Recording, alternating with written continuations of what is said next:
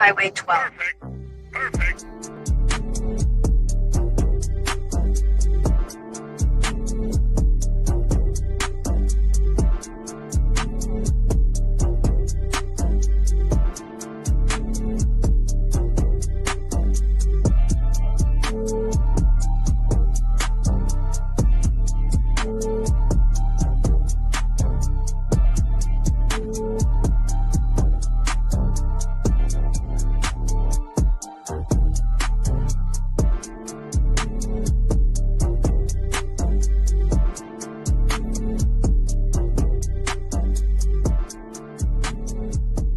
Welcome to Dirty Fanatics United. Falcon Nation, welcome to Dirty Fanatics United. If it's your first time coming across the screen, hit that subscribe button, ring the bell, and leave a comment to chat with DFU. As always, I am your host, C Money, followed by my wonderful class of co-hosts, Cody, Robert, Rick. Philip was not able to make it tonight. Falcon fans, we have a banger of a show coming at you tonight. Before we get it started, man, hit that like button. Cody, what's going on, brother? Been a long week. Get to talk Falcon football on Fridays, as always. Glad to have you guys with me tonight. Cody, what's going on? Oh, yeah, man. Just getting done with the work week. Finally have a weekend off to, kind of collect and relax. Kids got a birthday party tomorrow, so not too much relaxation. But, man, I'm just ready to talk some Dirty Bird football. It's been a minute, boys. Kids' birthday party on a Saturday. Cody, I know your hands are full for the weekend. Glad for you to stop by tonight, brother, and talk some Falcon football. Rick, what's going on, man? Bounce back from the surgery. Rick is here to talk Falcon football. Rick, what's going on, man? Glad to have you.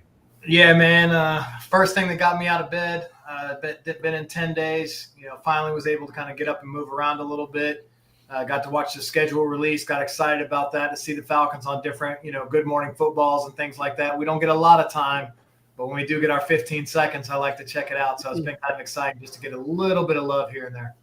Absolutely, Rick. Well, it's a pleasure to have you here tonight, brother. Glad you're feeling well enough to do the podcast. Robert, what's going on, man? Robert, busy fella himself, running errands, but still taking the time out of his afternoon to talk DFU football. Robert, what's going on, man? Glad to have you here on the podcast tonight, man. How's it been popping, and what's new in life, brother? Just still slowly but surely on the mend with the right eye. Got my follow-up appointment with the retina specialist this coming Thursday. Hoping to get back to work in the next couple of weeks and start making some money because I tell you, it's been tight, but, good Lord's going to pull us through. Been a pretty busy week, been trying to stay busy around the house and just excited about, what the schedule looks like. It's going to be a huge year for our Dirty Birds. Yes, sir. Well, Robert, it sounds like we are turning the chapter, Robert. We are up on that hill, and we are climbing as high as we can because now it is a new era of life for Rick. Robert, the eye is fixed. Robert, we are praying for healthy answers back from your doctor. Of course, when you had that checkup about your retina, prayers to Robert and Rick as well as they go through this healing process through the next few months. Falcon fans, hit that like button, man. Chat is popping off. Bring the comments to the channel because not only do we have topics, but we have a whole segment where we just talk to the chat. So Falcon fans, leave a chat. And if you're not a Falcon fan, just let me know where you're tuning in from and what fan you do or what team you do rep. Maybe we can convert you to a Falcon fan. Falcon fans, let's talk about it, man. The Atlanta Falcons splashed today on a Friday afternoon. Early this morning, the Atlanta Falcons released today that they have signed center Michael Gonzalez from Louisville, the 3-year starter, an honorable mention in 2004. Gonzalez has played a little bit of guard as well as center. He appeared in 47 games. 31 of those times he played guard. Falcon fans, we kind of have a deep center room now. This was a position that we talked about, guys, before and after the draft about how you didn't really feel comfortable with only a Ryan Nuzil and a Javon Gwynn, a guy you drafted a couple years back, later round. And then you go and you sign today, undrafted free agent center. Cody, Ryan Nuzil yet to still sign a new contract here in Atlanta. It's looking like 90% chance positive that Ryan Nuzil will sign in Atlanta. That will probably be your starting center day one in the Benz against Tampa Bay Buccaneers. But, Cody, what does this mean for Ryan Nuzil, a guy that has still yet to sign in Atlanta? You go and you grab a guy that has some games under his belt in college, a Louisville starter, a guy that's played some snaps at the center position and as well as the guard position. Cody, playing center as you did back in high school and your days at center, what does this mean for Ryan Nuzil? Is this, hey, Ryan, let's get our ink on the paper, or is this just the Falcons doing their due diligence, filling a roster, keeping that center position loaded up for in case Ryan Nuzil happens to go down. Yeah, I just think this is kind of the Falcons making sure, hey, we've got depth at the center position, man. I imagine that Ryan Nuzil will be back in a Falcon uniform and will probably be here, pretty long. I don't know about how long term, but he'll be here, because we're definitely not hearing any news about him. I've not seen anything about, teams talking to him. So I'm sure he was kind of testing the market, seeing what's going on, maybe waiting a little closer to training camp. That way he doesn't have to do some of the voluntary stuff or, the quote unquote voluntary stuff, stay fresh and all that stuff. But no, this is just the Falcons, coming in being like, hey, if he doesn't sign, we've got somebody that we can kind of, we can toss in there, for depth. Also, hey, if Ryan Nuzil does sign, he goes down. We've got somebody that's got experience. I was just watching a little bit on him on YouTube before we got on. We started our intro. He's a big kid, man. I would say he's a big kid. So, yeah, man, I just say, like I said, I think this is just the Falcons, dotting I's and crossing T's, protecting themselves here. Absolutely, Rick. That question rotates down to you, brother. Obviously, center position, not a position a lot of Falcon fans talk about since the days of Alex Mack. There's really been no reasoning to talk about the center position in Atlanta. Rick, you now weigh your season on Ryan Nuzil here in Atlanta, but with a new young, I want to call him a rookie because he only has 4 games under his belt, Michael Penix at the helm of the quarterback position. Rick, how important is it for Ryan Nuzil to lock down the center position for a second-year, technically rookie Michael Penix at quarterback, his first full season, to keep this guy healthy? I don't think there's any way that we let Drew Dahlman walk if we didn't already know that Nuzil is going to sign. Center is probably the most critical position on the O-line, especially when you have a brand new quarterback. We're trying to have consistency on our O-line, so I don't think they're that short-sighted to not know that was going to happen. And to me, this recent transaction just says we need a body at camp. Maybe Nuzil's not there right now, so they need a third guy, somebody on the practice squad, somebody doing this, somebody doing that. So, I think when I look at these kind of transactions, I'm saying they're just kind of filling a spot right now, make sure they have 3 guys in rotation to match the 3 quarterbacks or whatever they have going on.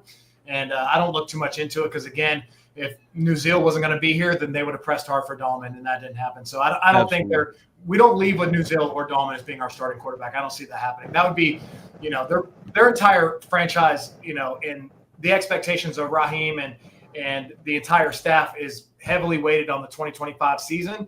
And if you're going in with question marks at center, big question mark. That's not a great idea. So I'm not going to look too much into it, to be honest. Rick, you speak on maybe Nuzil, maybe not at camp yet. And that's the thing that Falcons really haven't released. You see other teams releasing kind of who has reported to camp, but Falcons being very secretive who has actually stepped foot in Flowery Branch. For Kirk. They know Kirk's there. Yeah, Kirk is in the building, Falcon fans. Robert, the question rotates to you, man. Center position here. You've heard it around the table. Michael Penix, his first full starting year in Atlanta. Huge, huge deal for this kid, man. 5 primetime games we're speaking of. Not 1 or 2, but 5 primetime games. The NFL has put a lot of weight, not only on Falcons, the organization of the Falcons, but Michael Penix and his new starting center, Ryan Nuzil. Robert, how do we look at this new center signing out of Louisville, the 3-time starter, ACC All-Pro? Robert, is Ryan Nuzil locked this spot down, or is this a position where we say, hey, maybe this young kid can come in here and steal this job?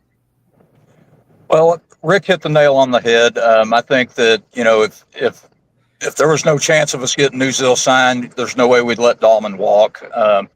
I think it's pretty much a done deal. I don't think they're really talking a whole lot about it. But, it's always nice to have an insurance policy.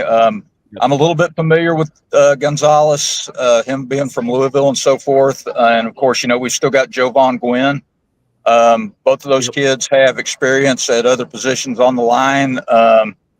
Any depth, is a good thing. And, if I don't know if we'll carry 3 centers or not, but, it's always nice to have a camp body or somebody to have on the practice squad in case Nuzil or and I figured Gwen will probably be the backup, if either one of those guys go down, to have, somebody there to step up and fill in that spot. Robert, you bring up practice squad, and you bring up a great point because practice squad, a name that rings to my knowledge when I hear practice squad and center, I obviously think about Matt Hennessy. a guy that you drafted in Atlanta, played center a little bit, rode the practice squad, came in when Ryan Nuzil was banged up, and you only had Drew Dolman playing at one time. So, yeah, exactly. Maybe this is a guy that makes that practice squad spot in case your backup center does happen to go down, practice, whatever that reason may be. But you're absolutely right. Drew Dolman, the price to sign that guy in free agency was a little too high for the Atlanta Falcons to bargain with. Drew Dolman, a decent center in the run game, not too shabby in the pass game. A guy that originally originated from Atlanta, your draft pick now with the Chicago Bears, as well as Grady Jarrett. But now you turn the page. You go to Ryan Nuzil, a guy that played very well against some NFC South opponents. You played a whole game against the Tampa Bay Buccaneers with Ryan Nuzil. You played, I believe, some snaps against Washington with Ryan Nuzil. So a guy that has snaps with Penix already. And you guys remember this, last training camp, Ryan Nuzil was Michael Penix's center all training camp. Mm-hmm. So the guys have chemistry, and a lot of Falcon fans were asking me in the inbox, hey, how do we feel about center Drew Dolman gone? Now you rely on Ryan Nuzil, and I think you guys hit the nail on the head with every question that you stated. You don't let Drew Dolman walk no matter what that price tag is if Ryan Nuzil is not the guy. So absolutely great points here on DFU. Headed to the chat real quick, man. Ron Thomas is in the chat with it. He said, what's up, everyone? Ryan, appreciate you checking in, brother. Georgia, Texas boy is in the chat with it. Says, DFU and family, thank God it's Friday. The new era is here. The Atlanta Falcons will rise in 2025. Absolutely. April Thomas, appreciate you tuning in tonight. What's up, everyone? April, glad to have you here with us. Rick J says, happy Falcon Friday to everybody tuning in tonight, whether that's Facebook, YouTube, Instagram, wherever you're watching the channel, Falcon fans, hit that like button. Guys, you guys weren't here for the schedule release in the middle of the week, so we're going to talk about it here, and we're going to give our record predictions. We're going to go across the whole Week 5 bye-week BS. We're going to talk about the travel to Germany, the 2 back-to-back divisional opponent games after the Germany travel. Let's go ahead and talk about it, guys. Before we do so, let's talk about the 5 primetime games that are here on your screen. You got the Vikings, you got the Bucks, the Bills, LA, and San Francisco. Obviously, probably your hardest opponent out of the 5 is the Buffalo Bills. You had them right after the bye week, and your total schedule, I believe I uploaded it, is right here. So we'll run through it real quick. Is that big enough for you guys to see that, or is that very small? No, that's good. We're good. That's good. Okay, so we'll skip preseason because a lot of starters probably won't even play preseason. I doubt you see Penix. So let's talk about preseason real quick. Last year was a big debacle about how you should have played Kirk in preseason. You should have played Drake more in preseason, yada, yada, yada. Raheem Morris stated that as long as he's head coach, no starter will play in preseason. Guys, your thoughts on that as we head into the training camp part of, preseason leading up to that. How do we feel about starters not getting reps in preseason, Cody? I mean, to me, it's kind of one of those things. It's like it's a double-edged sword here. Like, I understand it from the hey, we want to protect our guys. We don't want them hurt in a meaningless game.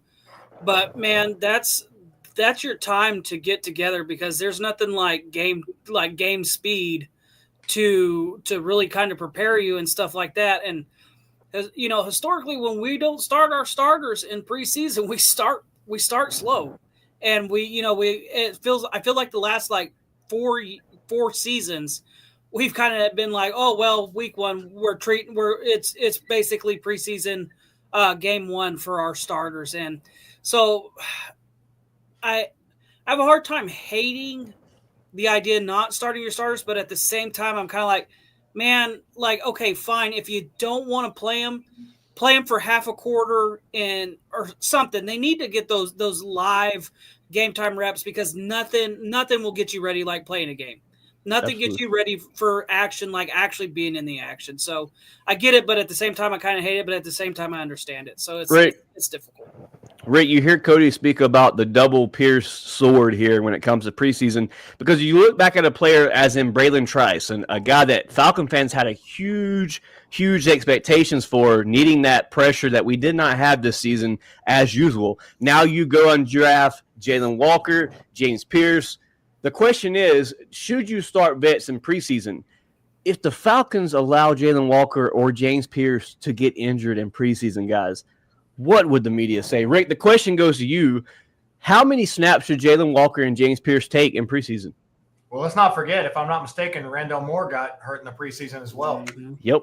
And there was this guy, very popular guy, Michael Vick. I remember. You remember DeMarco Helms as well. That's the reason why you Helms, signed, what's his name, Justin Simmons last season. And I thought those were pretty big-time players that we needed last year, to be honest, and that made the team pivot a lot.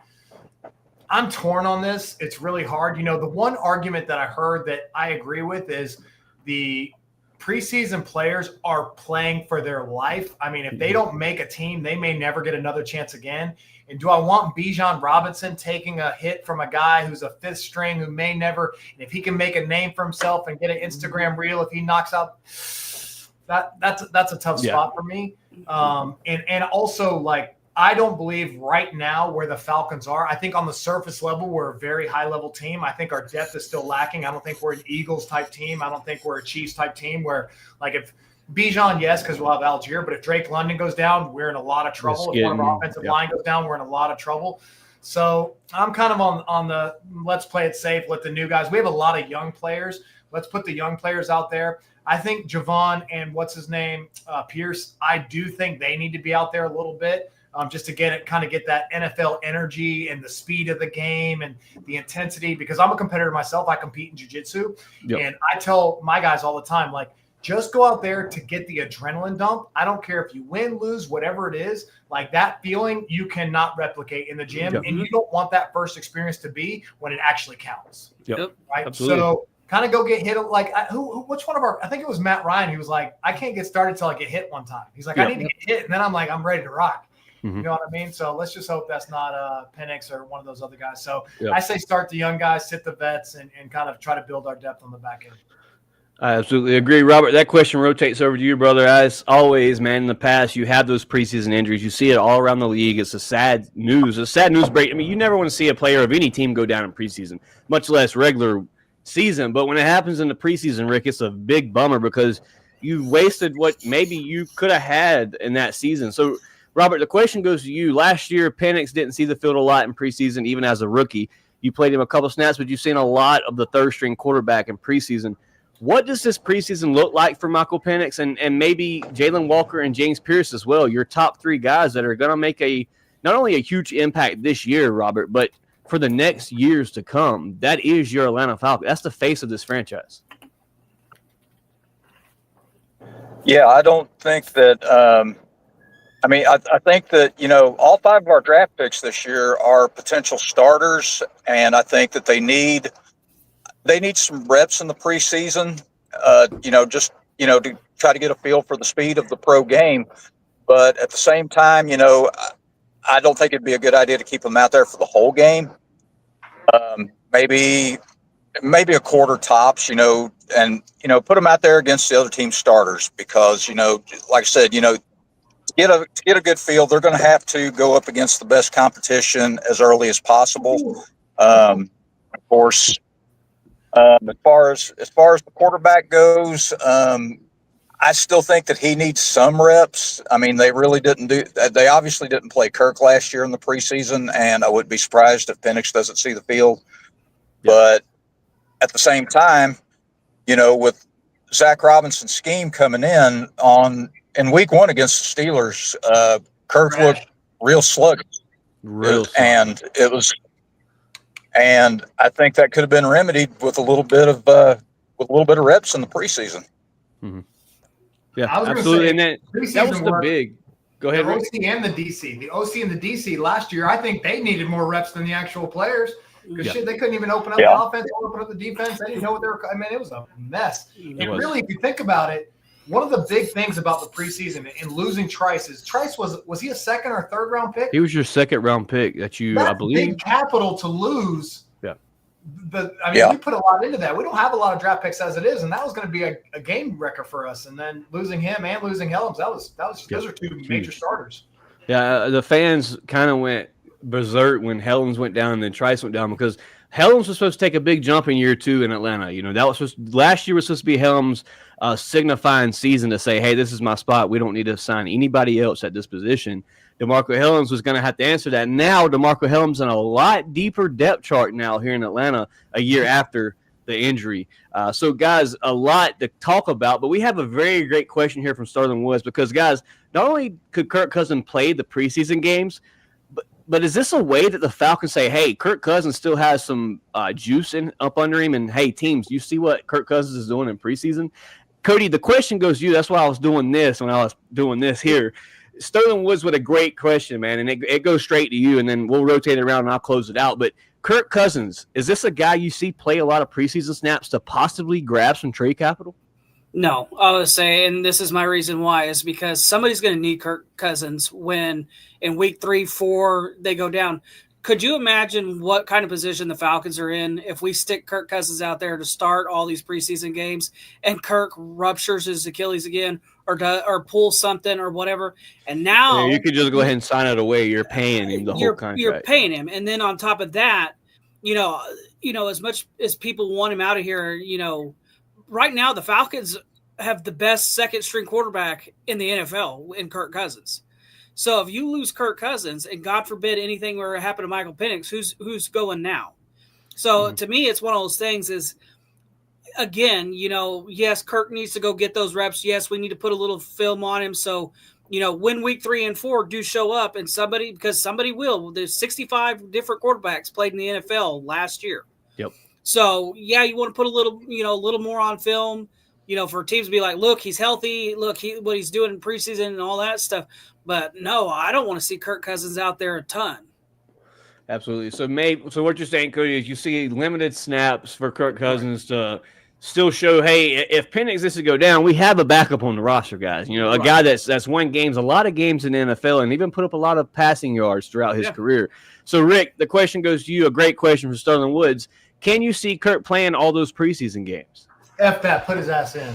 Put him in the game, Rick said. Give me my money. We're already paying him anyways. I don't see Kirk Cousins leaving the team, to be honest with you. I think he's going to be throughout the entire season. Put his ass in. Make him work. Let us watch. Maybe he does some magic. I mean, I don't even want to say it. But Rick, here's I think I know where this is headed, where you're headed with this conversation. And I'm knocking on wood right now because I don't want to see this. But if Penix did shit the bed week 1 through 4 before the bye week, you have to do this at the bye week if this is going to be what you're going to do. But if Penix really does shit the bed week 1 through 4, we're relying on Kirk Cousins. So that's who you're falling back on. This is my personal opinion. The only way Kirk Cousins touches the field is if Michael Penix gets hurt. Absolutely. They are going to crash this plane 0-8, 0-12, 0-16 with Michael Penix. Because if you go to Kirk Cousins, you can't come back. No. We've talked about that many times. You can't come back. That shows you have no faith. And in my opinion, I think the biggest failure they've done on quarterbacks in the NFL is giving them 4 to 5 games, giving up on them completely, pushing them aside. I mean, look at the boy in Detroit. Yeah. Balling, Sam Darnold, balling. When they really get a scheme and get a team that's committed to them and they have playmakers around them, they show up and they play out. So for me, Michael Penix is honestly, he's got two years for me. He's got this next year and then another year to kind of really ramp it up. So I think he's a franchise player, and I think he's ready to Jaden Daniels this year right away. But if he doesn't, because there's some setbacks and some learning curves, I'm perfectly fine with that, and I'm willing to crash and burn with Michael Penix for the rest of the season. Absolutely. Robert, Sterling Woods with a great question here, man. Kirk Cousins in the preseason. Is this something you do? Do you see a lot of Kirk Cousins over Michael Penix here in this preseason era?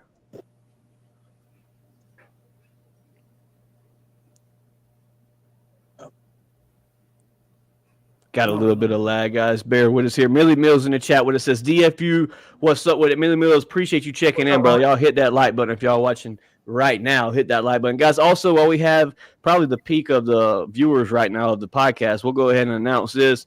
We are giving away a DFU giveaway here. Work done jersey, courtesy of our guy, Robert.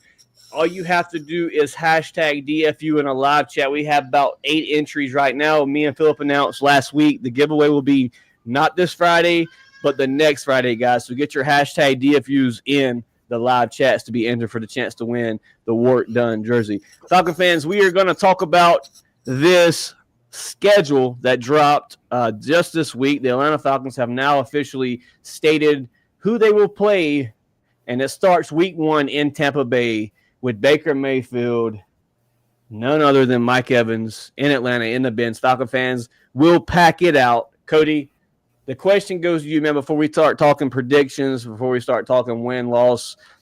You look at the schedule, what game stands out to you the most, that you are the most excited for when it comes to Mercedes-Benz football, Thursday night, Sunday night, whatever it may be, because the Falcons have 5 primetime games. Cody, what game are you looking forward to in the Benz or away? What game are you looking forward to? Man, I was going to say, and this is going to be such a cliche answer for me, but I hate the New Orleans Saints, man.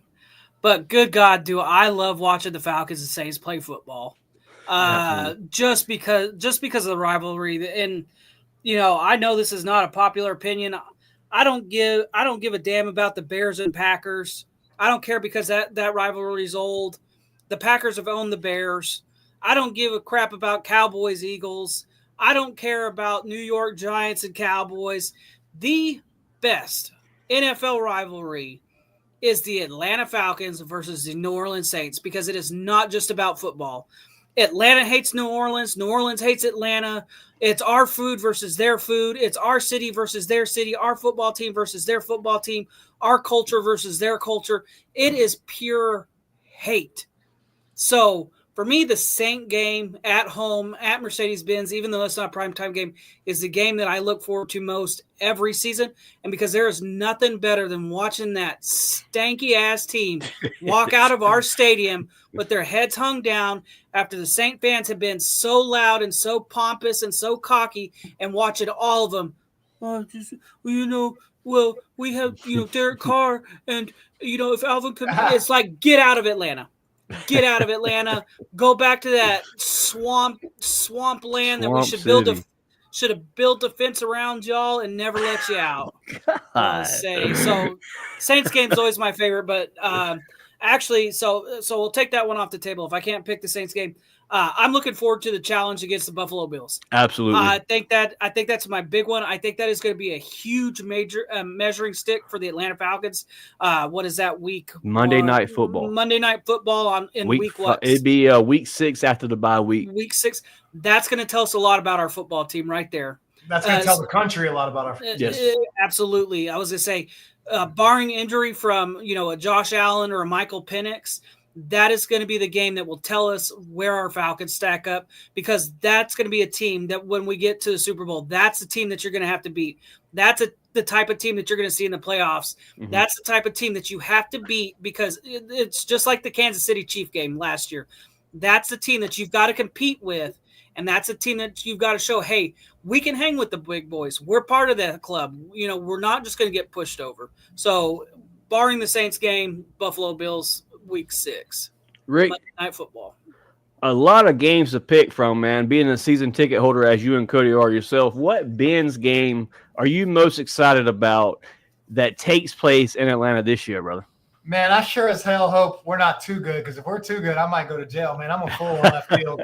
I'm telling you, I'm a fool on the field when we start winning, man. Because I bought my season tickets on the visitor side just so I can talk trash. Just to talk trash. Oh, my God. I run up and down. I go crazy. But I think this year is going to be just like last year, meaning that somebody's going to win the division by 1 or 2 games. It's going to be us and Tampa Bay going back and forth. They got a strong team. I'm not going to disrespect that at all. I have a feeling that's going to be the same scenario.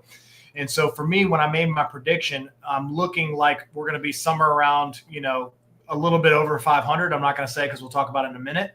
But I'm looking at that LA Rams game, week 17, Monday Night Football. That is a playoff game for the Atlanta Falcons. Yep, absolutely. NFC South, NFC head-to-head. Yeah. The Saints game, I'll go ahead and tell you, we're going to walk the dog on the Saints both games. Mm-hmm. And so when I look at that game, I think that's kind of like a cool-down game. Hey, let's kind of, let's win the game, but let's not put too much on tape. But I think that LA Rams game is going to be so huge. Everybody's going to be watching. It's the holiday break. LA was nasty down the stretch last year. They were very strong. I mean, they made a very strong Not to mention, they're predicted to win 13 games this season. That's right. From what I watched this morning. So that's right. And so I think we're going to find out that's going to be a heartbreaker, or that's going to be like a, oh shit, we ready. type of game. And it's a perfect date for that too, Rick. I mean, it's right there. It's like, hey, you get over this hump of the LA Rams. Is like, hey, we're rolling into whatever the Saints game is. Hopefully, it's backups at this point when we roll into New Orleans. So, or if they'll be actually rolling into Atlanta, maybe we can see it, and maybe you see Kirk Cousins last week regular season game. That'd be crazy. A game that stands out to me, man. We all hit on a little bit about divisional opponents, and if I'll say a divisional opponent, and I'll say a game that I'm just ready for. But the first game that I have circled that I may travel for, and I'm gonna be at the home opener. That's a for sure. If God willing, I'll be in that building on the 7th of September. But a game that I really want to attend, and it's because of all the smack that their fan base keeps yapping about, and that's 9/21 when we head over to Carolina and spank the Pansies' ass in their stadium. And then the primetime game, it's got to be a primetime game for me. I'm going to say the primetime game that I'm most excited for, and it actually isn't a primetime game. I'm shocked by that. The Washington Commanders, the rematch of Jaden Daniels and Michael Penix. I'm so excited to see how that turns out. The defense now this year, even better, I think, is going to help Penix out a lot when it comes to games of that stellar, like Jaden Daniels, Josh Allen. Guys, the Falcons have a really tough schedule this year, and we're going to keep it a buck. If the Falcons can make it, if the Falcons can make it, I mean, if the Falcons go 2-2 week through all the way to the bye week, if they can go 2-2, I'm happy because you face the Tampa Bay Buccaneers, as Rick stated, a team that's won a division 4 years straight, guys. As much as we hate them, it's the truth. It's facts. The Tampa Bay Buccaneers now keying in on 5 straight seasons. The Atlanta Falcons did sweep the Bucs last year. And 2 very exciting games, guys. So I think week 1 is going to be one for the books when it comes to opening games. And then you go to, as soon as the schedule starts, you have a primetime game against the Minnesota Vikings. You get to see what J.J. McCarthy's about. Then you have that first divisional opponent or the second divisional opponent, first meeting with the Carolina Panthers, a regular 1 o'clock game. Weather won't be so trashy. It's been raining the past few years. We go to Carolina. Maybe now you catch some sun, and then you have that rematch with Jaden Daniels on the 28th. So, guys, the first 4 games for the Atlanta Falcons are kind of stout. You have 2 divisional games, and you have 2 NFC opponents in the 4 weeks. All 4 games, NFC opponents. So, very, very interesting to what this could be for the Atlanta Falcons. Robert, the question goes to you as I just asked Cody and Rick. What game stands out to you, man? What game are you most ready for on this schedule? Honestly, the one that I honestly thought that this was going to be the season opener is the game at New England. We haven't beat them guys since the 98 season, and the wounds are still fresh, as we all know, from Super Bowl 51. And we've had a couple of games against them since that Super Bowl that, they came into the Benz and shellacked us 25-0 last time. And I just want a piece of those guys so bad. I want to end this losing streak against them. I hate that team. I hate their fan base. They didn't even exist before 2001 hardly. So just that one stands out. And, of course, the primetime game I think I'm looking most forward to is at San Francisco. Yeah, that's going to be a good one. I think we owe Kyle Shanahan something. Absolutely. I mean, guys, if we keep it real too, like if we keep it super real, 0-6 is a total possibility if you look at this schedule. It's very, very steep. Playoff teams. San Francisco's hungry. They're coming back. They're going to have CMC back. That's what I'm saying. So me and Philip went through this, and we talked about just quarterbacks and key players for each team. Guys, a team that you play week 2, now we know they don't have the Sam Darnold, but they have the J.J. McCarthy. Not really sure how that experiment turns out in Minnesota. But D. Alford looked lost against Justin Jefferson, guys. And I know you did go get a Nick Bowman. You went and got the Xavier Watts. You went and got the Jalen Walker, the James Pierce to prevent that same issue when it comes to blown coverage as bad as that was. That game particular had me saying D. Alford will not be re-signed, and it did happen. D. Alford was re-signed. But you look at Tampa Bay, obviously NFC South game, it's going to be a close one unless you just come out there and really blow the doors off of Tampa Bay, and Falcon fans are like, hey, it's only week 1 and we're blowing 30 points on the board. The Falcons are legit. Then you had the Vikings, as we stated, Justin Jefferson, Jordan Addison. You had the Panthers now with the Bryce Young kind of catching fire towards the end of the season. The 2 new receivers over there. You got obviously the Xavier Leggett, the new guy they just signed. And then you go back to Washington. You have Jaden Daniels, Scary Terry. They have a nice running back in Washington as well. The Buffalo Bills, Josh Allen. The San Francisco 49ers, Christian McCaffrey, the Tyreek Hill in Miami. Like, we're going to face some very, high names in the NFL this season. And, guys, if you make it through this regular season, there's no doubt in my mind the Atlanta Falcons are going to do damage in the playoffs. Oh, yeah. Absolutely. Well, see, and this is the other thing that I saw the other day that was real interesting to me. It was a breakdown of the amount of miles traveled by each NFL team, and our Falcons are sitting at number 8. We are traveling the total of 23,322 miles this year. It's that Germany game, man. 50% of that's Germany, and then you have a home game against the Panthers, and then you go to New Orleans right after that. So 2 divisional games right after that, Cody. I think it was a slap in the face from the NFL, man. How do you not give us that bye week after the Germany game? Yeah, and see, that was the interesting thing, too, because I was under the impression that if you played internationally, your bye week was supposed to be the following. And now, apparently, I was listening to Mike Johnson this morning on 92.9 The Game.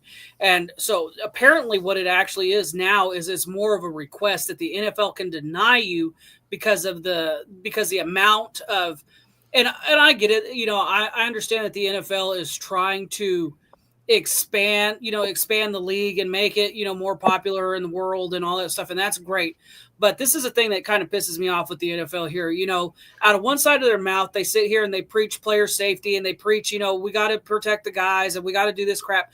But then you're going to turn around and you're going to make, these teams fly across the pond.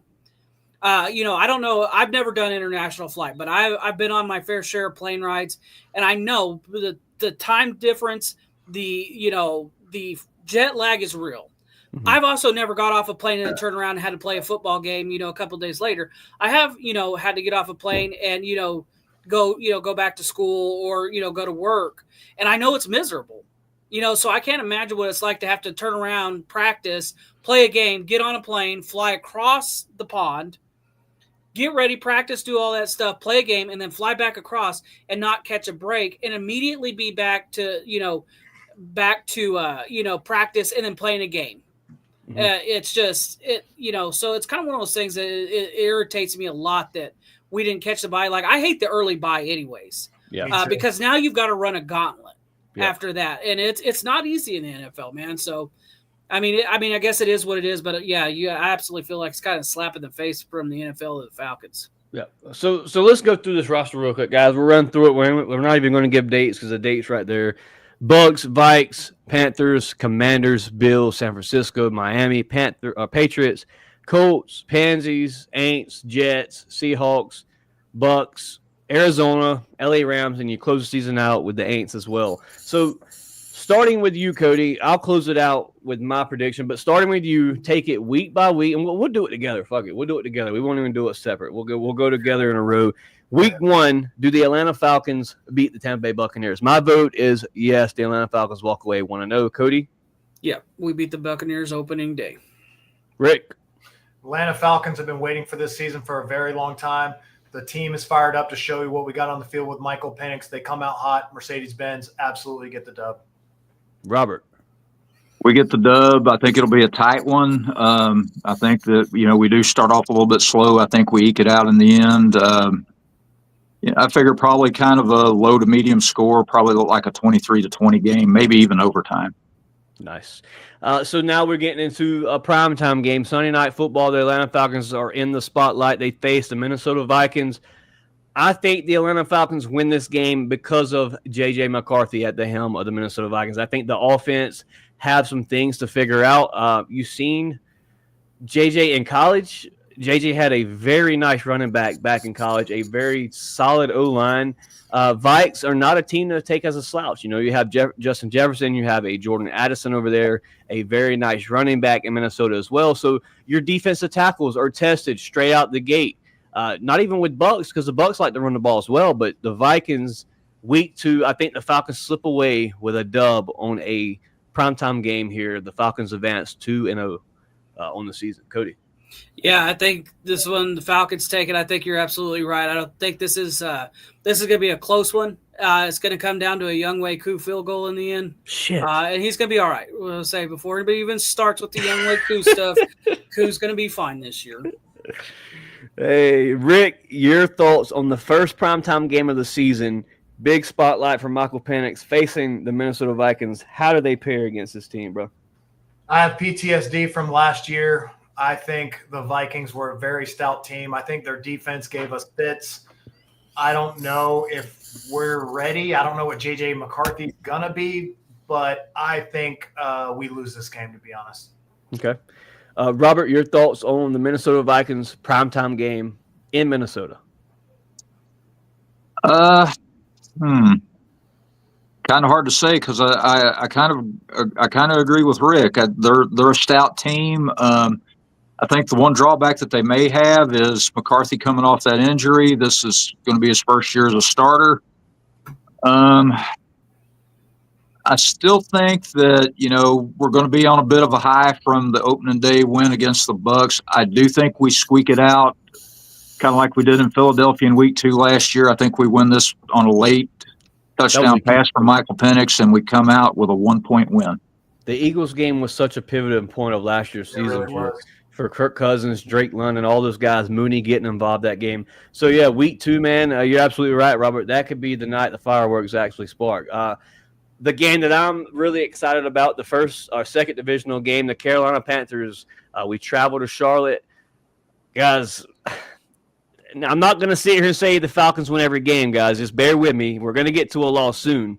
But the Falcons beat the Carolina Panthers in a nail-biter in Charlotte. I think it's a very close game, being an NFC South opponent. I don't see the Panthers winning but 5 to 6 games this season, but I think the Panthers have improved that roster, and I think the Atlanta Falcons and the Panthers have built a kind of a tighter rival the last few seasons, being the bottom dwellers of the division. So I say this, the Panthers lose to the Falcons in Charlotte, and the Falcons advance right now on my record sheet 3-0. Yeah, I'm still not impressed with Carolina. I think they've gotten better, but I think they took, 1 or 2 steps, and I think we took 3 or 4 with Jalen Walker and Pierce. So I still don't think the Carolina Panthers are – I'm not saying you disrespect them because obviously division games, it doesn't matter. One team could be 0-16, the other one could be 16-0 going into week 17. And that's a division opponent, man. You're going to struggle because you just know each other. But I do think the Falcons go in there. They may not dog walk Carolina like I think they'll dog walk the Saints every game this year. It'll be kind of close, but I think we take the W there too. Mm-hmm. Rick? So far, Bryce Young has not started fast, and I don't expect that to happen again. I think this is going to be the not breakout game, but I think this is the game that Bijan Robinson takes over. And I see this being a 10-point win. I think it's a pretty comfortable win. I think it's the first win where we're like, okay, that was a game we're supposed to win. We win. We didn't have to sweat it a lot. And I think it'll be, 7 to 10-point win, and we feel pretty good leaving Carolina. Robert? I agree with Rick. I think that this is going to be kind of a comfortable win for us. And nothing against their roster or their players. But, like Rick said, Bryce Young does tend to start slow. The thing about the Panthers is they just remind me of the Washington Redskins when Daniel Snyder owned them. I mean, all the pieces could be in place and something toxic is going to happen. And David Tepper is the most toxic owner in the NFL right now. He'll find some way to, probably push Dave Canales out the door and stupid coaching decisions. I think the Panthers may win only 5 games this year. I think we come away with a 14-point win in this one. Yep. So here's a game that's I say personal to me, but I think very personal to Michael Penix. You have the Washington Commanders now, the game that really, I would say, solidified your playoff season ending, your playoff drought that you thought you could win. If you beat the Commanders, you're alive another week. You lose the Commanders, it's very slim after that. They go into overtime. Penix with the amazing touchdown pass to Kyle Pitts to push that game in overtime. After that, Penix never touches the field again. The defense obviously lost that game there at the very end. But, guys, I want us to win this game so bad, but the Washington Commanders have just had our number the past 4 years, no matter if it was Taylor Heineke at quarterback, whoever it was at the helm of the Commanders, they always seem a way to itch it out at the last minute against the Atlanta Falcons. They did it in the bins in front of me, myself. They did it last year in the Commander Stadium. I think this is your first L in the season, guys, and I hate to say that because I've been saying this is Penix's get-back game. But I think it's either going to be the Washington game or the Bills game. To me, is your first 2 L's. I'm saying Washington could be a W, but right now I'm leaning towards your first L of the season against Washington Commanders. Yeah, I agree with you. This is the first. I'm with you on this. As much as I hate to say that we lose this game, we probably do. I think it's probably another close game because I think you're right. I think Jaden Daniels and Michael Penix, Sure. They're tight. I feel like they have a lot of respect for each other. Now this is going to be my and but part here with this one. Yeah, we lose to the Washington Commanders here, but we probably meet them in the first round of the playoffs, and that's where Michael Penix gets him back. Gets that get back where it fucking matters. Where it matters. Rick, question goes to you, man. Washington Commanders, a team that took the league by notice last year, a couple of fourth quarter wins, a lot of Hail Mary passes to make Jaden Daniels even look better as a rookie. Rick, the Washington Commanders come to Atlanta this time. The Falcons do not have to travel to Washington to face this team. Is that the game the Falcons can pull away and say, hey, we beat the Washington Commanders? There is another L for the Atlanta Falcons. Because you had correct me if I'm wrong, you had the Vikings winning, correct? Yeah. So right now we're sitting at, 2-1 on your 2-1 for me, yep. Okay. Cody, And you're so- 3-1. I'm 3-1 as well. So I look at this game, and I think the Washington Commanders early in the season last year got away with some wins that they didn't necessarily deserve, but they caught a lot of steam at the end, and especially in the playoffs, they were hammering teams. Yep. And then I just kind of looked at their signings because I know they had a big offseason. They signed Zach Ertz, Bobby Wagner, Michael Gallup, Debo Samuel, Javon Kinlaw, and those are some big-time names. Big-time talent to add to that roster. I will always be a huge DQ fan. I was sad when he left, to be honest with you. So I unfortunately have this as an L as well. Mm-hmm. Robert? I honestly, I think that your heart's telling you, brother. I think the home atmosphere is going to be a huge factor for us, and I think that I think the bad taste in Penix's mouth, not being able to touch the ball, I think it's going to motivate him. It's going to be a tight one, but I think we pull this one out. I think we do this by a 2 or 3 point victory. I think we can pull this one out. That's what I like to hear. That's what I like to hear, Robert.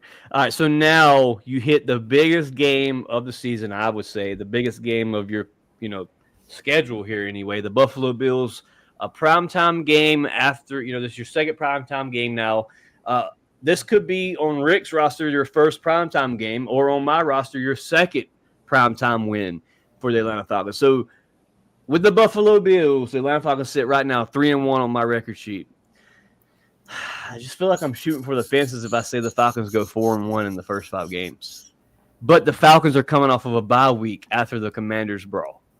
You have a bye week to get ready for a Josh Allen and his explosiveness. Now with a new DC and Jeff Ulbrich, Zach Robinson in his second year with the Falcons, I think this is your big primetime game win. I think the Atlanta Falcons find a way to sneak out the Buffalo Bills win. Guys, if you remember a couple years back, the Falcons played in the snow with Matt Ryan, Kyle Pitts' rookie season.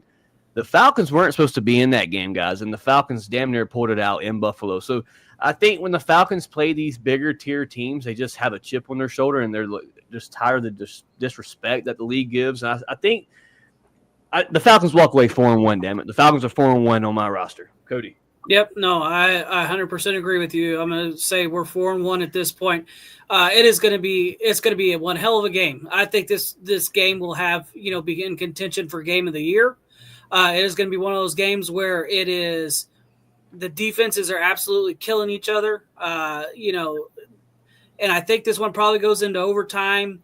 And for the first time in a very long time, Michael Penix actually touches the ball in overtime. and gets us the W, gets us into field goal range, and Young Wei Koo sends us home happy. Absolutely, baby. 4-1 Falcons flying high. Rick, Buffalo Bills, man, a big team coming to Atlanta. You know they travel well. The fan base will be in the bins. Falcon fans, you must pack it out on the 13th, man. You've got to have the bins packed out. Rick, do you win against the Buffalo Bills? I believe that the Buffalo Bills are a Super Bowl contender. I think they're already championship pedigree ready right now when they step on the field.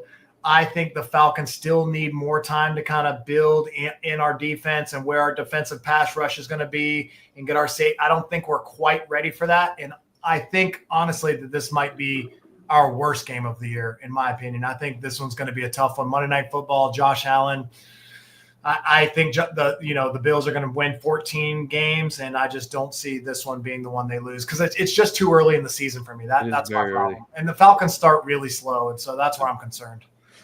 Robert? I agree with Rick. I think that they are a legitimate Super Bowl contender. We'll be coming off the bye, and we'll have the extra day of rest with it being a Monday night game. I do think we keep it close. For that fact that we will be well rested, but Josh Allen is still Josh Allen, and the Bills are still the Bills.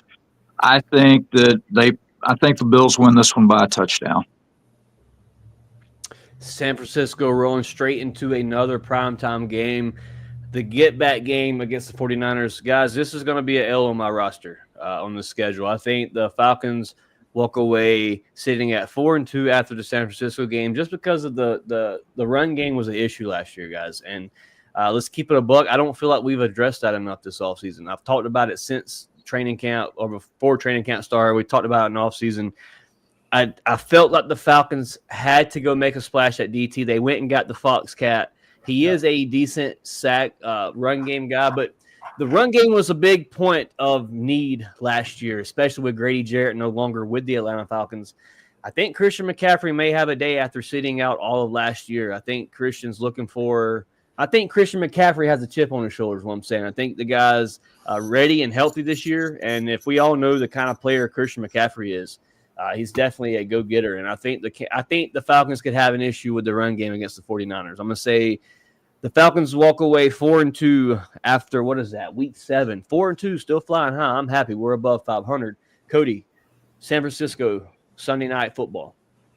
Yeah, unfortunately, I think with the Bills game being the week before, I think we're going to be beat up a little bit, just playing a hard-fought game against Buffalo there, and then having to turn around and fly to the East Coast.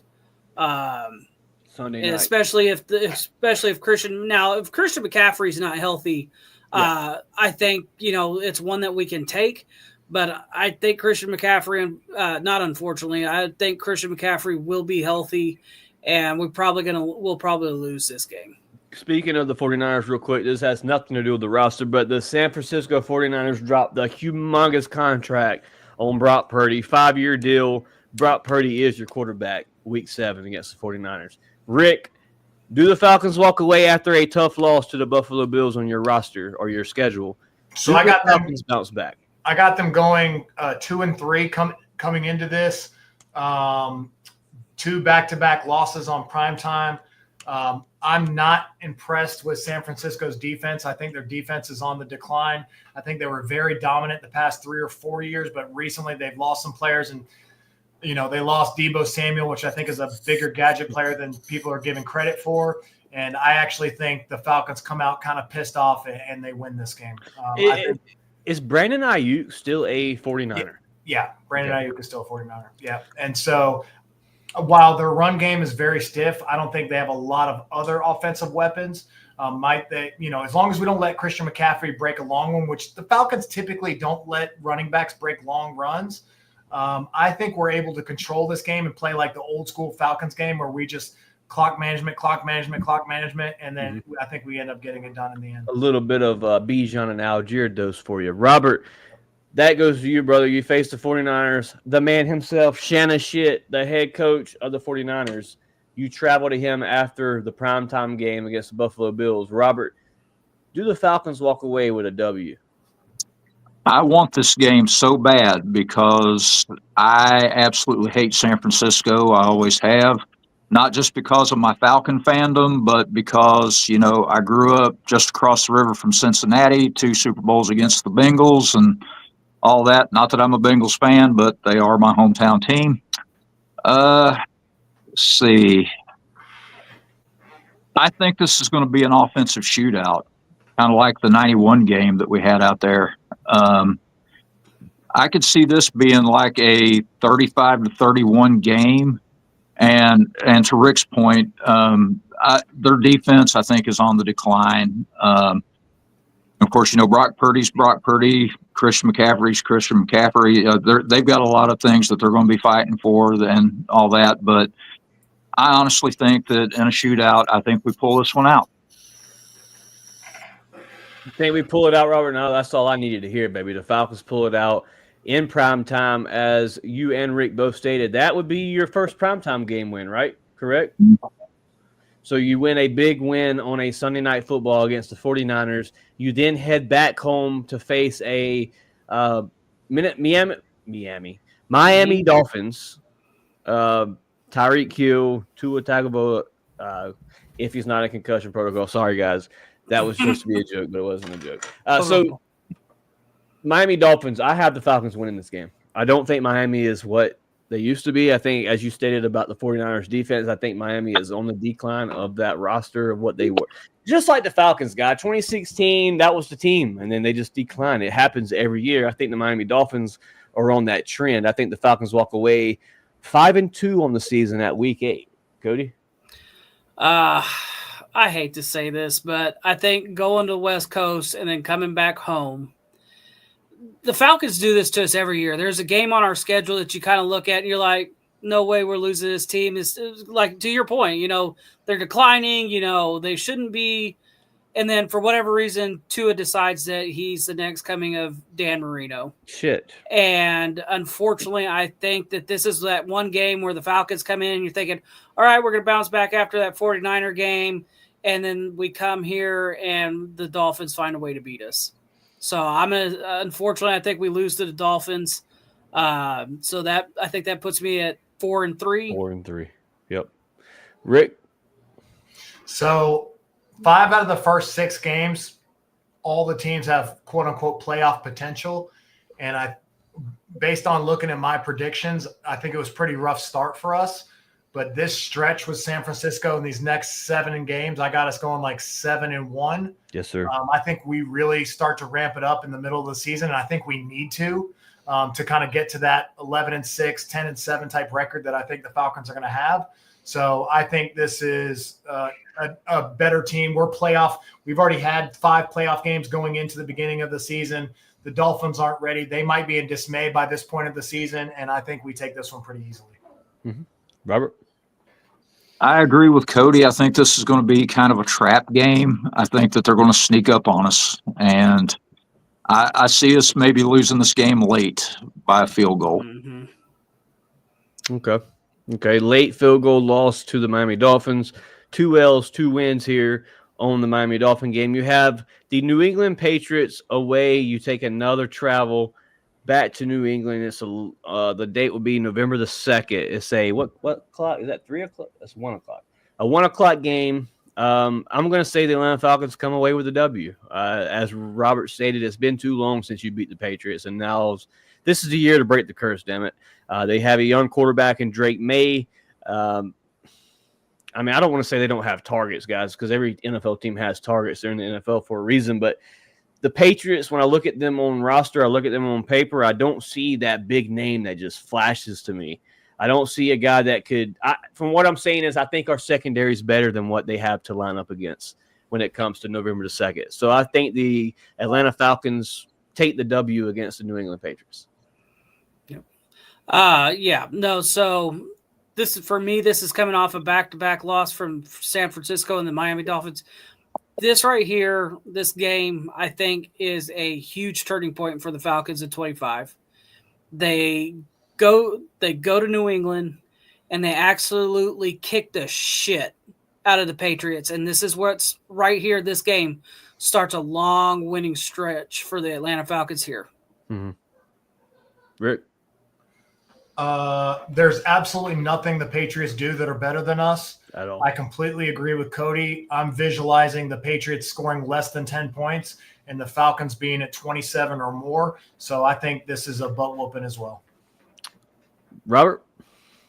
Last time we beat the Patriots was the 98 season. That was our first Super Bowl year, and that was the turning point for our season that year. We beat them 41-10 in that game, if my memory serves me correctly, and my memory's pretty good. I think we're going to see basically the same thing. I see us shellacking them, I'm going to say 45-7. Oh shit! Nice. I love it, dude. I'm going crazy if that happens. Yeah, me too. So here's my first trap game of the season, and it's the Indianapolis Colts in Germany. I think the travel may have an effect on the Atlanta Falcons. It seems like every time the Falcons take that travel, they go across the pond, as Cody stated earlier. Went to London, went to Germany before.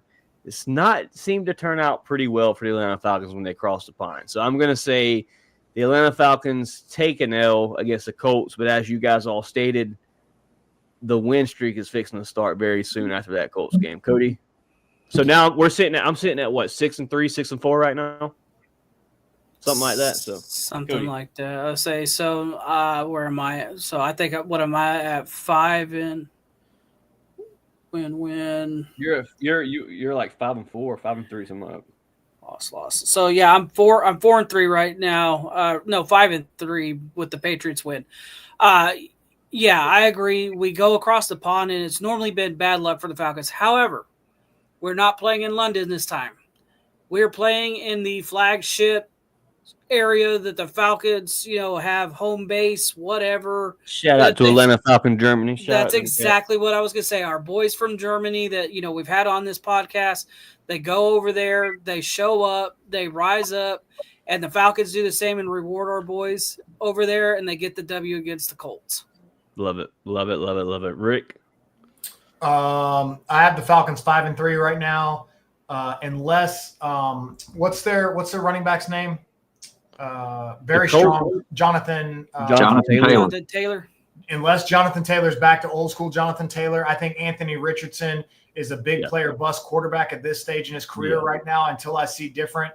And I don't think that's enough to beat the Atlanta Falcons. I think you need to have a solid game plan quarters 1 through 4 to beat us. And I don't think the Colts are ready. And we're going to continue our win streak and leave 6-3. Love it. Go ahead, Robert. We got a huge backing in Germany. That's right. I think that, the fan base will show up there, and I think that's going to motivate our guys. And of course, looking, back at the history between the two teams, I mean, the Colts have owned us. We've only beat them 3 times in history. The last time we played them, we beat them. And I think we get our 4th win against them. And I think it's going to be not necessarily a dog walk, but I think that, it's going to be somewhat comfortable. I think I see us winning this game by 10, and that puts me at 7-2 on the year. Okay. I'm loving it. I'm loving the direction we're headed, Falcon fans. You come back to Atlanta, you face the Carolina Panthers, guys. We sweep the Panthers on my record. You're sitting at, what is it? 1, 2, 3, 4, 5, 6, 7, 8, 9, 10. What I said, we had 3 losses, so we're sitting at 7-3 on my roster right now, or our record right now. 7-3. You beat the Carolina Panthers at home. Cody, I already know you're going to say we beat the Panthers. Yeah, we absolutely beat the Panthers, and so that puts me. I believe that puts me at 7-4. Yep. I think this is one of the division rivals that we split with. Unfortunately, for whatever reason, I'm a season ticket holder for a very long time. Carolina plays their ass off in Atlanta. Yeah. For whatever reason, when they come here, magic happens on their side of the field.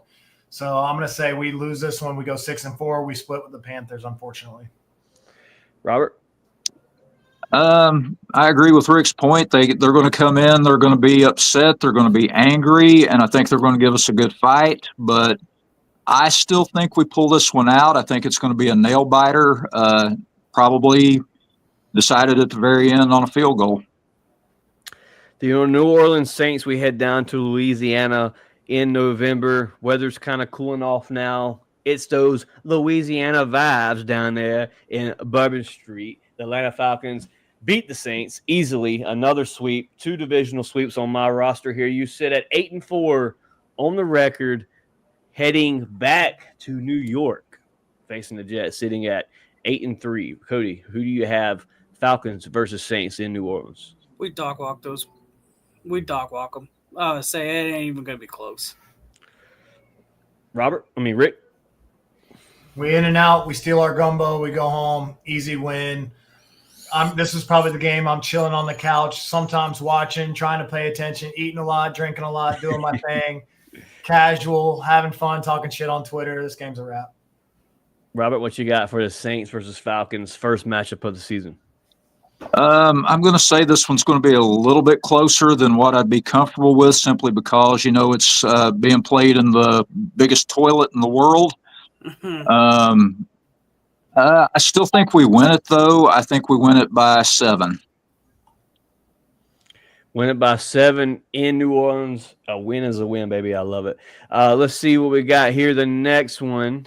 Let's see. The next opponent you have, the New York Jets. I think the Falcons beat the New York Jets. I think Justin Fields is still trying to figure out that scheme, that offense, his new weapons over there. Not that they don't have weapons, but I think the New York Jets are kind of in a rebuild mode right now. They're still kind of get their base up under them. It's their first season with Justin Fields. Justin Fields' first time actually starting for Bears drafted him. So excited to see what the kid does in New York, but I think the Falcons walk away 9-3 after week? I can't see that, man. I think what's that, week 13? The Falcons are sitting 13, at 9-3 on the year. So Cody, what you got for the New York Jets? Yeah, we'll go into New York and show them why Atlanta's better than New York. What you got for me, Rick? The New York Jets in November on the 30th. You're in New York now, so it's going to be a little cooler in New York. Justin Fields has the Falcons number, unfortunately. That Bears game a couple years ago was pretty ugly. The Jets are still going to have a top 5, top 8 defense. Garrett Wilson is strong. Breece Hall is one of the top running backs in the league. But I think the Falcons still do win. I think the Jets just can't do quite enough. So I see this being like one of those ugly, like 17-14, 20-17, just real tight games, grimy game, probably a lot of coup stuff. Yeah. And he's going to actually come through this year with his 90% make. So I think we're going to get it done. Love to hear it. Robert, New York Jets, no more Aaron Rodgers in New York, baby. So what do you got for me here? Week 14, facing the Jets in New York? I think the weather will probably play a factor in this. If it's typical New York weather that time of year, it could get a little rough for us. But, like Rick said, I think it's going to be a knockdown, drag-out, probably low-scoring defensive struggle. I see us, like a 13-9 victory. I think we pull this one out. Real quick, Mateo, I see your message, brother. I see you trying to get on the podcast, but we are very close to an hour and 10 minutes now, so we're going to actually wrap this up after the schedule release. Message me this weekend, and let's schedule a podcast coming up, Mateo. We'll get you on the podcast. Love to hear all you guys in the comment sections, your views. If you ever want to be a part of it, man, just message me as Mateo did here on the podcast. Millie Mill says, off of bye week, we got one of the D coordinators who knows Josh best. That is very true, Millie Mills. You face Josh Allen right after the bye week. You have Jeff Ulbrich that's from that division. That's a very good point there, Millie Mills. Glad to have you in the comment section. But did he win? That's a good question as well. Did he win? Robert, did you give your take on the New York Jets? Yeah, I think we pull that one out in a low-scoring defensive struggle. Low-scoring game against the Jets in the weather, as you stated. The Seahawks in Atlanta now. Guys, the Falcons are sitting at 9-3 on my roster, man. And it's crazy to think that, but I think it's true, bro. I'll give you my honest opinion about these games and how I feel the Falcons could turn out. It could go any way. Nobody's going to have a perfect prediction, but the Seattle Seahawks, man, it was a very, very tough game last year. DK Metcalf kind of bullied A.J. Terrell the whole game. I mean, not the whole game, but made a very, viral clip off of AJ Terrell in Atlanta. DK Metcalf no longer a part of that Seattle Seahawks. They come to Atlanta with a Sam Darnold now at quarterback. They have a young receiving core in Jackson. What's his name? Najigba, I believe it is. And then they have, after that, guys, I really don't know who their starting, like their second string is, who their tight ends are. Who got Cooper Kupp? It was Seattle. What? Oh, that's problem. Exactly right. Exactly right. So Seattle comes back to Atlanta now this year. 2 years in a row they've been in Atlanta. Seattle and the Atlanta Falcons, man, have always been a head-to-head game. Even the year that the Falcons played Seattle in the playoffs, man, I was very nervous about that situation. Guys, we're sitting at 9-3. I got to do it. I think you may lose to the Seattle Seahawks. I know they lost their quarterback, Geno Smith. I know they lost their number one, DK Metcalf. But you can't win them all. It's an NFL team, and you're going to be sitting at 9-4 on my schedule, heading to Tampa after the loss to Seattle. Cody? Yeah, I kind of feel the same way. It's one of those teams like I hate to see come into Atlanta. I don't know what it is about the Seahawks, but I always feel like that's the one game when we play them. The 12th man is a real thing, brother. It's kind of one of those things when they come in, it's just like a what the fuck game. Yeah. And I just kind of have a feeling that's going to be another one of those, kind of like the Dolphin game is going to be like, you should beat them. You should, have them put away by the third quarter. But I just think Seattle kind of hang in there and kind of give us, somehow find a way to give us fits. I hate to say that because I really think it's one of those games I really feel like we should win, but it's going to be one of those games you're just like, how the hell are we losing to the Seahawks? Yeah. So I'm with you on that one. I think we probably lose the Seahawks, and that's after coming off a 4-game win streak. So not thrilled about the loss, but not too upset for me. So yeah, I think that puts me at 9-4 too. Absolutely. Shout out to Mayo McFarland here on Facebook. Appreciate the like, brother. Rick, the Seattle Seahawks, man, new quarterback, new receivers. Cooper Kupp now faced with a Sam Darnold. The Atlanta Falcons have a test at hand when it comes to Seattle. Do they pull it out this year? So I think Seattle is a lot like Carolina for whatever reason. Again, I've been a season ticket holder for a long time. When they come in our building, they show up and show out. I do think they upgraded at quarterback, but they downgraded at wide receiver, which I think kind of plays to help us. Yeah. Also, my grandmother is a Seahawks fan, and we have a bet every year for cookies, and I did not get my cookies last year. And so this year, I think we get it done. I think this is a scrappy game again. I think we should have won last year, in my opinion, from watching the game. Yeah. And I think this year we just don't make the same mental mistakes we had before. I think our team's a lot tighter, a lot smarter. I think we execute a lot better. When I saw that Commanders game last year, I saw pretty high-level execution across the board besides our 8th-string kicker coming in. And I just think that the Falcons get the home win that the team, that the fans really need to take us down the home stretch. A big NFC opponent to win against. And I'll also add, I've thought for a long time, probably since might have been 2012, that the Seattle Seahawks have been our rival outside of our division. Absolutely. They're our top especially rival throughout the Legion of the Boom. Like Legion of Boom, the Seattle Seahawks and Falcons was a big rival. Robert, the Seattle Seahawks, man, they head back to town. They done it last year, came to Atlanta, whooped up on us pretty good. Robert, do the Falcons beat the Seattle Seahawks? I think it's going to be another closely contested one. Usually when they beat us, we get off to a slow start and they normally, just go for the knockout punch early. I think it's going to be more of a knockdown drag out. I think it's going to be a tight game. I think we win this one. I think we squeak this one out probably by a field goal. Field goal for the win, baby. My second, guys, this will be another loss here for me back to back towards the end of the season. I don't like to say it, but I just don't see you sweeping every NFC South opponent. And you got the luxury of doing it last year. You swept the Bucs twice, but I think this year you split games with the Tampa Bay Buccaneers, and you fall to 9-5 on the season for me. And then you head to Arizona sitting at 9-5 on my record. Cody? Yeah, I feel the same way. I think this is probably the only team we don't sweep this year. I think it'll be close, but unfortunately, this isn't on tight end day, so that lazy ass Kyle Pitts doesn't show up for this one like we need him to. So yeah, I'm kind of with you on that one. I don't think this is the team that we sweep. I think we sweep Carolina and New Orleans, but just it's late in the season. It's been, we're kind of at that playoff push. Man, I really hate. This is why I really hate that Week 5 bye, man, because you're banged up now. You're banged up pretty bad, and this is a division opponent that is going to want that. I think at this point we're probably pretty close. I think we're probably ahead of them. But this one, I was going to say, but I have a feeling this is the game where they win. We're all kind of as Falcon fans going, shit, here we go again, and probably lose this game. You're looking at 4 games before the bye week. You're looking at 13 games after the bye week. Yeah. Cody, very, very tough pill to swallow heading into the 2025 season. Rick, Tampa Bay Buccaneers, what you got? I do think over the years the Falcons play really well in Tampa. Yeah, they do. We pull off a lot of – Matt Ryan, I think, dominated that stadium. Yeah, but I think – the same. I think we split with them. I think we fall to 9-5.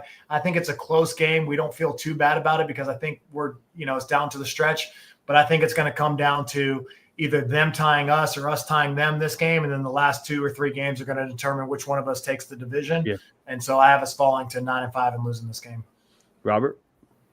Yeah, I think we lose this one too. They're probably pretty embarrassed about getting swept last year and, the opening day loss, which we all predicted. I think this is going to be a bit of a revenge game for them. They're going to have a chip on their shoulders. They're going to have the home crowd behind them. And, like I said, our bye weeks early in the year, we're going to have some struggles. We're going to be banged up. I think we do keep it somewhat close, but I think, they pull away from us, at the end. I think that this is one of those things where, the predictions I've made so far, we pretty much got the division in hand. Mm-hmm. It's kind of like, okay, we lose to the Bucs, let's get ready for our playoff stretch. I wouldn't be surprised if they pull away from us late in the game and Raheem pulls the starters, just to get them rested and get ready for the playoff run. I think we actually probably lose this game. I'm going to say probably 30-20. 30-20.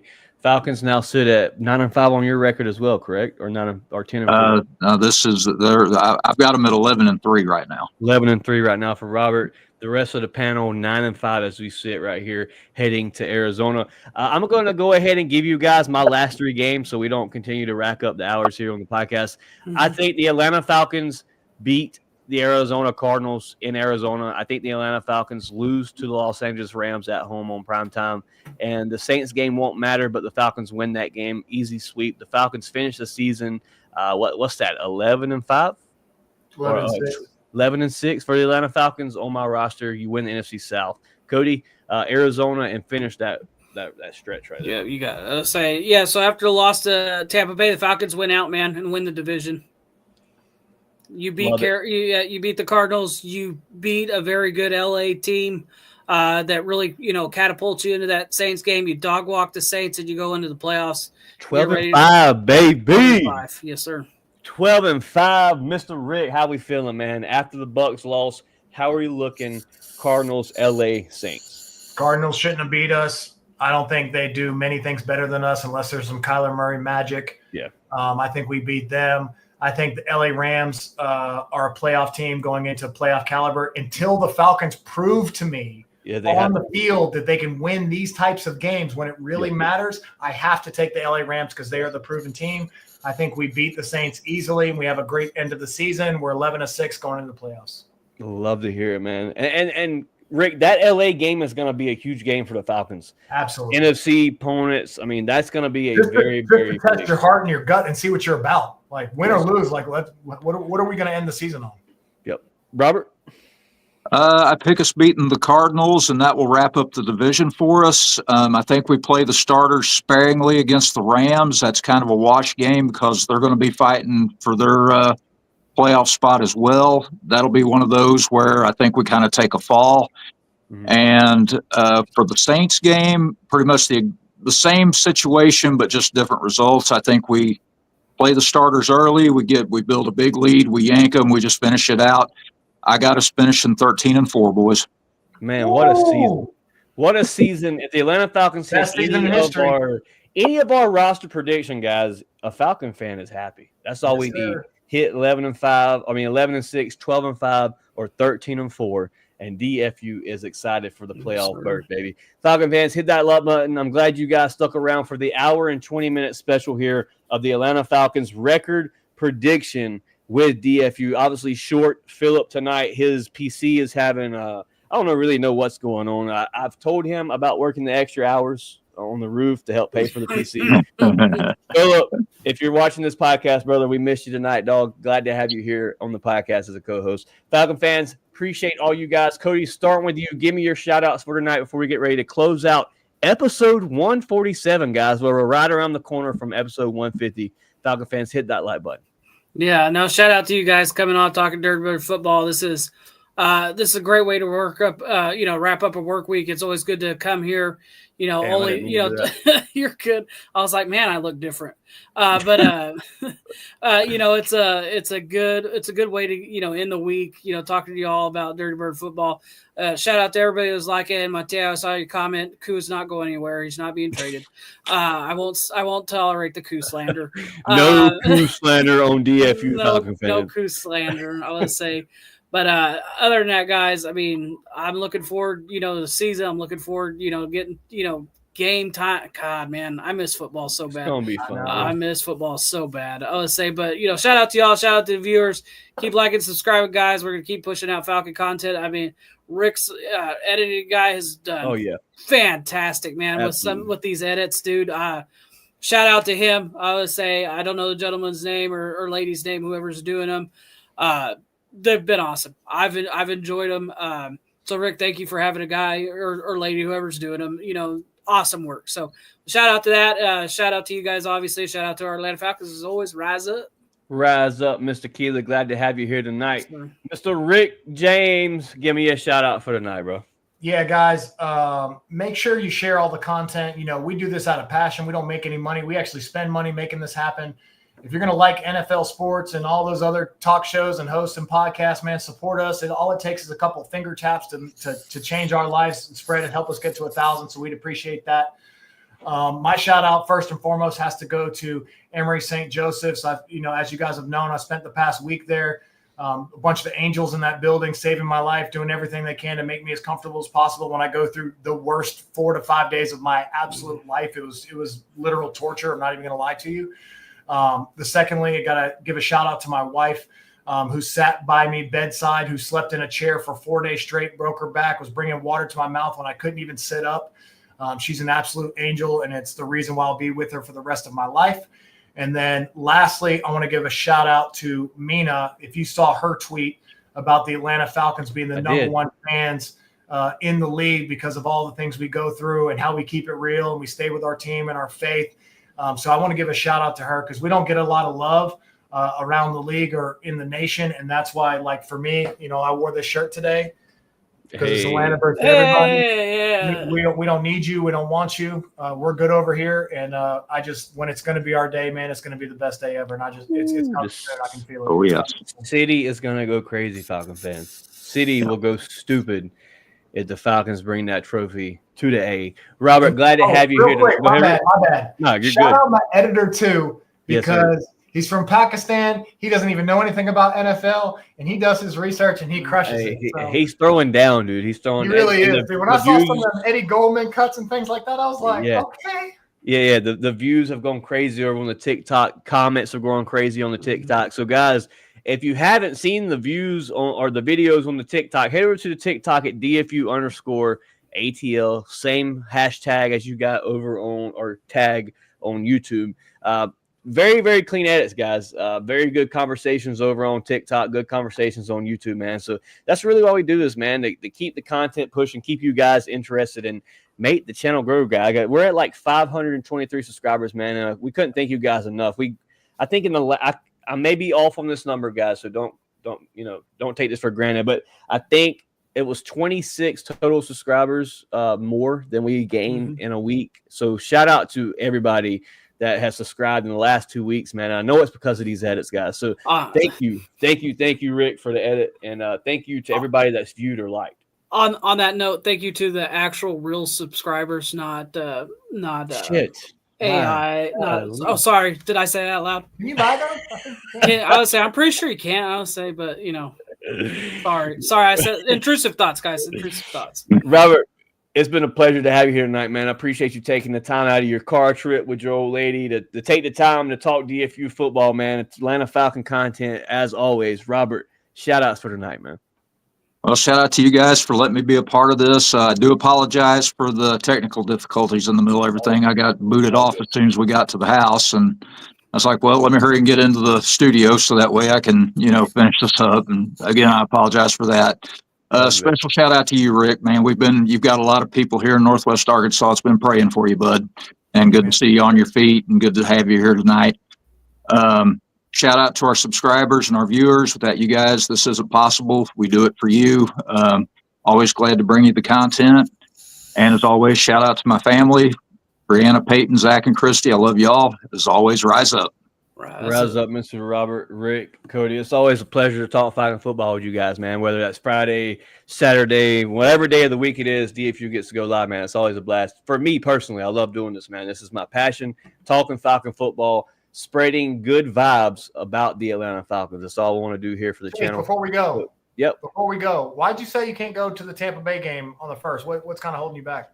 No, I will be at that game. I will be at that game. Yeah, for sure. sure. I will be there. All right, if you don't, I got a ticket, man. Let me know. Hey, yes, sir. Absolutely. We will be there. All three of y'all. If y'all don't have tickets, you can't go. Look on the schedule, pick a game. I'll put you on the list. I take somebody new every game. Y'all are in, man. Hey, you hear it here, man. Brotherhood here. It's fire where I'm at. It's fire where I'm at. Let's go. Yes, sir. Yes, sir. So I don't know exactly where we're at week 1, man, but we are going to be in there, whether I'm standing on top of the bins. I will be in the bins, no matter where that's at. Yeah. I'll dive off the top with Freddie, man. But we're going to find a way to get there week 1. The game that I'm not sure if I'll make, but I really want to make is going to be that Thursday night. Is it Friday night or Thursday night against the Bills? That's a Monday night. Monday night. Yeah, just message me, man. I'll lock you in for whatever game. You just pick one. That's a Monday night game. Guys, we're going crazy in Atlanta if that happens. We're all up in Atlanta. And we're flying Robert down, too, guys. We're going to start a GoFundMe, and we're going to get Robert down here for a couple of games in Atlanta this year, guys. Because once the whole crew gets together, it's going to be crazy in Atlanta. Oh, dude. I haven't been to a Falcons game in about 8 years, man. I've got the itch. I got to get back down there.